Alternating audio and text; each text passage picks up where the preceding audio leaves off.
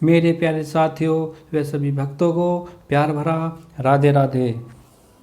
सर्वप्रथम श्री गणेश भगवान को नमन करते हुए तथा अपनी श्री गुरुदेव महाराज के चरणों में प्रणाम करते हुए उनसे यही प्रार्थना करेंगे कि हमारी भगवान श्री कृष्ण के चरणों में भक्ति बढ़े और हमें उनकी कृपा प्राप्त हो। इसी प्रार्थना के साथ मेरे प्यारे भक्तों, आज हम अपनी वीडियो को प्रारंभ करेंगे, जिसमें आज हम श्रीमद् गीता के दूसरे अध्याय गीता का सार के श्लोकों का अर्थ आपको बता रहे हैं। उसी क्रम को आगे लेते हुए अर्जुन भगवान श्री कृष्ण से कह रहे हैं, ऐसे महापुरुषों को जो मेरे गुरु हैं उन्हें मारकर जीने की अपेक्षा इस संसार में भीख मांगकर खाना अच्छा है। भले ही वे महापुरुष सांसारिक लाभ के इच्छुक हों, किंतु हैं तो गुरुजन ही। यदि उनका वध होता है तो हमारे द्वारा भोग्य प्रत्येक वस्तु उनके रक्त से सनी होगी। यह अर्जुन सोच रहा था। तब भगवान श्री कृष्ण अर्जुन से कहते हैं, शास्त्रों के अनुसार ऐसा गुरु जो निंदन कार्य का क्रम करता है और जो विवेक शून्य हो त्यागने योग्य है। दुर्योधन से आर्थिक सहायता लेने के कारण भीष्म तथा द्रोणाचार्य उसका पक्ष लेने के लिए बाध्य थे। यद्यपि केवल आर्थिक लाभ से ऐसा करना उनके लिए उचित नहीं था। ऐसी दिशा में आचार्यों का सम्मान वे खो बैठे थे, किंतु अर्जुन सोचता है कि इतने पर भी वे उसके गुरुजन हैं। अर्जुन द्वारा व्यक्त इस प्रकार के विचार सिद्ध करते हैं कि वह न केवल भगवान का महान भक्त था, अपितु वह अत्यधिक प्रबुद्ध और अपने मन तथा इंद्रियों पर पूर्ण नियंत्रण रखने वाला था। राज परिवार में जन्म लेकर भी भिक्षा द्वारा जीवित रहने की इच्छा उसके विरक्ति का दूसरा लक्षण है। ये सारे गुण तथा अपने आध्यात्मिक गुरु श्री कृष्ण के उपदेशों में उसकी श्रद्धा है। ये सब मिलकर सूचित करते हैं कि वह सचमुच पुण्यात्मा था। इस तरह यह निष्कर्ष निकला कि अर्जुन मुक्ति के सर्वथा योग्य था। जब तक इंद्रियां संयमित न हों, ज्ञान के पद तक उठ पाना कठिन है और बिना ज्ञान तथा भक्ति के मुक्ति नहीं होती। अर्जुन अपने भौतिक गुणों के अतिरिक्त इन समस्त देवी गुणों में भी दक्ष था। अब दूसरे श्लोक का अर्थ जानेंगे। अब मैं अपनी कृपण दुर्बलता के कारण अपना कर्तव्य भूल गया हूँ और सारा धैर्य खो चुका हूँ। ऐसी अवस्था में मैं आपसे पूछ रहा हूँ कि जो मेरे लिए श्रेष्ठ हो उसे निश्चित रूप से मुझे बताएं। अब मैं आपका शिष्य हूँ और आपकी शरणागत हूँ, कृपया मुझे उपदेश दें। अर्जुन ने ऐसा भगवान श्री कृष्ण से कहा। भगवान श्री कृष्ण ने अर्जुन से कहा, यह प्राकृतिक नियम है कि भौतिक कार्यकलाप की प्रणाली ही हर एक के लिए चिंता का कारण है। पग पग पर उलझन मिलती है, अतः प्रामाणिक गुरु के पास जाना आवश्यक है, जो जीवन के उद्देश्य को पूरा करने के लिए समुचित पद निर्देश दे सकें। समग्र वैदिक ग्रंथ हमें यह उपदेश देते हैं कि जीवन की अनचाही उलझनों से मुक्त होने के लिए प्रामाणिक गुरु के पास जाना चाहिए।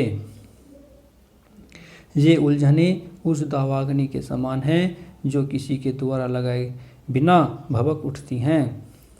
इसी प्रकार विश्व की स्थिति ऐसी है कि बिना चाहे जीवन की उलझनें स्वतः उत्पन्न हो जाती हैं। कोई नहीं चाहता कि आग लगे, किंतु फिर भी वह लगती है और हम अत्यधिक व्याकुल हो उठते हैं। अतः वैदिक उपदेश यह देता है कि जीवन की उलझनों को समझना तथा उनका समाधान करने के लिए ही हमें परंपरागत गुरु के पास जाना चाहिए। जिस व्यक्ति का प्रामाणिक गुरु होता है वह सब कुछ जानता है, अतः मनुष्य को भौतिक उलझनों में न रहकर गुरु के पास जाना चाहिए। इस श्लोक में भगवान श्री कृष्ण ने गुरु की महिमा का वर्णन किया है। यही इस श्लोक का तात्पर्य है। आखिर भौतिक उलझनों में कौन सा व्यक्ति पड़ता है? भगवान श्री कृष्ण इसके बारे में अर्जुन को बता रहे हैं।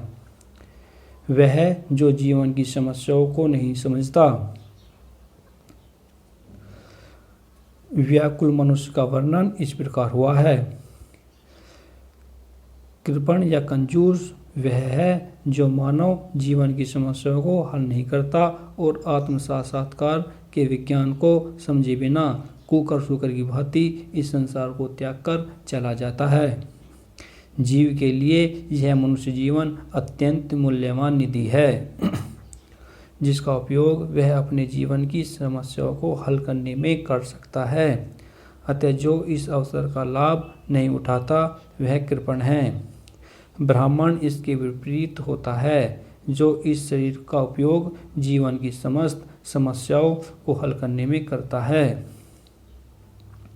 देहात्म बुद्धि वश कंजूस लोग अपना सारा समय परिवार, समाज, देश आदि के अत्यधिक प्रेम में गंवा देते हैं। मनुष्य प्राय चरम रोग के आधार पर अपने पारिवारिक जीवन अर्थात पत्नी, बच्चों तथा परिजनों में आसक्त रहता है।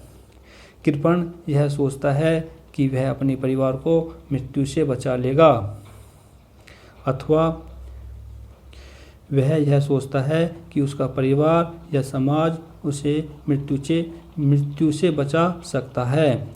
ऐसा पारिवारिक आसक्ति निम्न पशुओं में भी पाई जाती है क्योंकि वे भी बच्चों की देखभाल करते हैं।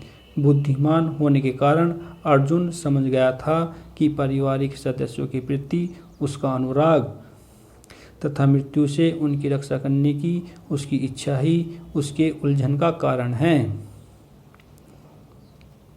यद्यपि वह समझ रहा था कि युद्ध करने का कर्तव्य उसकी प्रतीक्षा कर रहा था, किंतु कृपण दुर्बलता के कारण वह अपने कर्तव्य नहीं निभा रहा था। अतः वह परम गुरु भगवान श्री कृष्ण से कोई निश्चित हल निकालने का अनुरोध कर रहा है। वह कृष्ण का शिष्यत्व ग्रहण करता है। वह मित्रतापूर्ण बातें बंद करना चाहता है।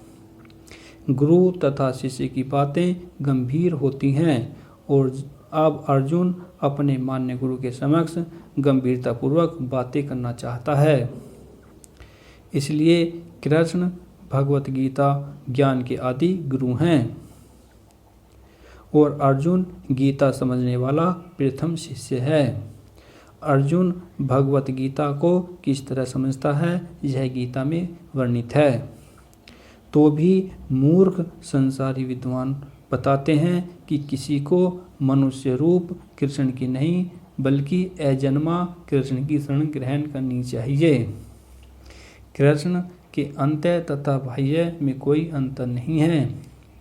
इस ज्ञान के बिना जो भगवत गीता को समझने का प्रयास करता है वह सबसे बड़ा मूर्ख है। तो मेरे प्यारे साथियों, यही इस श्लोक का अर्थ था। तो अगर आपको हमारी वीडियो अच्छी लग रही हैं तो हमारी वीडियो को लाइक करें और हमारा चैनल हरि नाम कृपा को सब्सक्राइब करें और हमसे जुड़ें। आज के लिए सभी भक्तों को प्यार भरा राधे राधे।